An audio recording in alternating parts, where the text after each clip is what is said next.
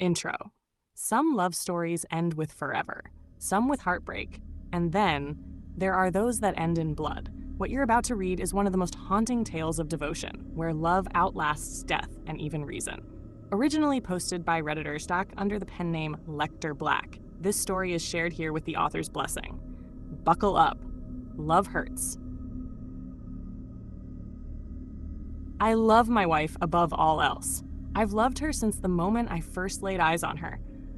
I would do anything for her, and that has never changed, even after all these years. We first met in college.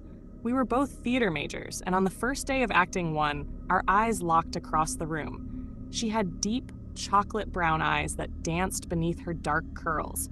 We couldn't stop stealing glances at each other that day, and when we were paired together for an exercise, I knew fate had decided for me. "My name is Margaret," she said as I approached her after class. I took her hand and kissed it, smiling. "Henry," I replied. She twirled one of my long dreadlocks around her finger, locking eyes with me and biting her lip. That moment was magic. That night was even better. Our first official date was the following evening, a campus production of Sueño. We held hands through the entire performance. Afterward, I walked her to her dorm, and from that day on, we were inseparable. Love, fights, breakups, and passionate makeups, we went through it all. But one thing never changed. I loved her with every fiber of my being. After graduation, we got married and found success in the theater world. Always cast opposite each other, we became a well-known power couple in the stage scene. Audiences were captivated by our chemistry. It wasn't acting. It was real. We were living our dream, fueled by love. But dreams don't last forever. One night, after a breathtaking performance of The Clean House, we were approached by a man as we stepped out of the theater. He had an eerie smile and spoke with a chilling English accent. "That was an amazing performance," he said. "Why, thank you. You're sweet," Margaret responded, gripping my hand a little tighter. I could tell he made her uneasy, but she wore her polite actress face like a mask. "I've been watching you two for a long time," he continued. "I'm a huge admirer. Your chemistry is electric. It's clear you two truly love each other." "We do," I replied, stepping slightly in front of Margaret. "I love her more than anything. I'd do anything for her." She smiled at me, that smile I'd fallen in love with. "That warms my heart," the man said, looking up at the sky. "True love is a rare and precious gift, but be careful. If you're not vigilant, you can lose it forever. And once it's gone, no force on earth can bring it back." He turned to leave. "Wait," I called out. "Who are you?" He stopped and looked over his shoulder. "Your biggest fan," he said. And then he disappeared into the night. We were shaken, but brushed it off. Later that night, we were curled up on the couch, watching a movie when a knock came at the door. "Wonder who that could be," Margaret said, rising to check. She looked through the peephole and froze. "Who is it?" I asked, standing up. Without answering, she stepped back and opened the door. It was him, the man from the theater. He stood in the doorway, hands behind his back, his pale blue eyes gleaming in the light. "Margaret," I said, alarmed. "Please, come in," she said, her voice distant. "What are you doing?" I yelled, rushing toward the door. He stepped in calmly, reached out, and stroked her face. I launched a punch that connected squarely with his jaw, sending him staggering back outside. I slammed the door and locked it. I turned to Margaret. She was frozen, wide-eyed, trapped in some kind of trance. I shook her. "Margaret, wake up!" Nothing worked. Slaps, cold water, screams. She wouldn't blink. Suddenly, the lights flickered and died. A silhouette appeared in the window.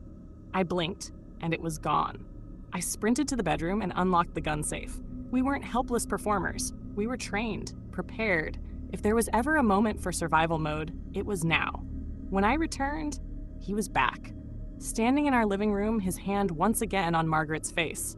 "Let her go, motherfucker!" I shouted, aiming my weapon. His eyes glowed red in the darkness. He turned slowly to Margaret, and I fired. The shot hit him right between the eyes. He fell. Margaret collapsed, but I caught her. Her eyes were still glazed, still trapped. And the body? Gone. I scanned the room, tense, trembling. Suddenly, I felt a crushing grip on my neck. I was thrown like a rag doll across the room. Groaning, I grabbed my weapon and stood unsteady. He had Margaret again, and then he kissed her. Kissed her. Red rage exploded in my chest. I charged and fired. 5 more rounds. He laughed, even as the bullets tore through him. I tried to tackle him, but he caught me by the throat and pulled me close. That's when I saw what he truly was. Demon eyes. Veins pulsing across his face. Fangs. A long, slimy tongue brushed my cheek, tasting me like a predator before the kill. I shoved the barrel of my gun into his arm and fired twice. He screamed. I struck him again and again with the butt of the gun, caving in his face, bones snapping, blood spraying. I didn't stop until his skull was a shattered mess. Panting, I stumbled to Margaret. She was limp. I shook her, and her eyes fluttered open. "Margaret!" I sobbed, holding her close, but as I looked over her shoulder, I saw the body. Gone again. And then he was back, behind her, his face, half regenerated, flesh writhing back over his skull. Before I could react, he bit her, deep into her neck. Her scream was agony. Mine was fury. I smashed his face again, breaking his grip, but I knew this was different. The trance, the invitation, the glowing red eyes, the bite. A goddamn vampire, I whispered. Desperate, I ran to the kitchen, grabbed an old wooden broom, and snapped it. I returned, driving the jagged stake into his chest. His body spasmed violently, then melted into a pool of blood and black slime. It was over. Or so I thought.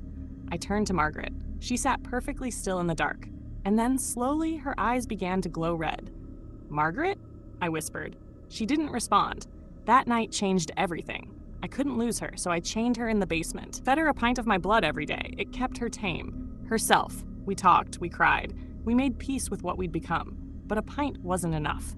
So I gave more and more until I was barely surviving. So I fed her others, small animals, strays, then people. Homeless men lured in with warmth and food.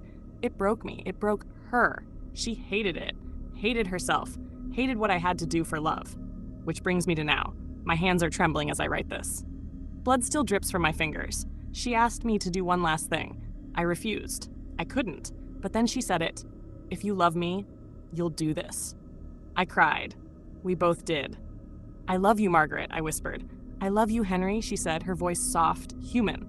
And I drove the stake into her heart. She whimpered, gasped, then melted away, leaving nothing but crimson. Now I sit in the quiet, stained in her remains. A man with nothing left. I write this not as a cry for help, but as a warning. The monsters we read about are real. I loved her. I did everything for her, and that was the end. Thanks for watching.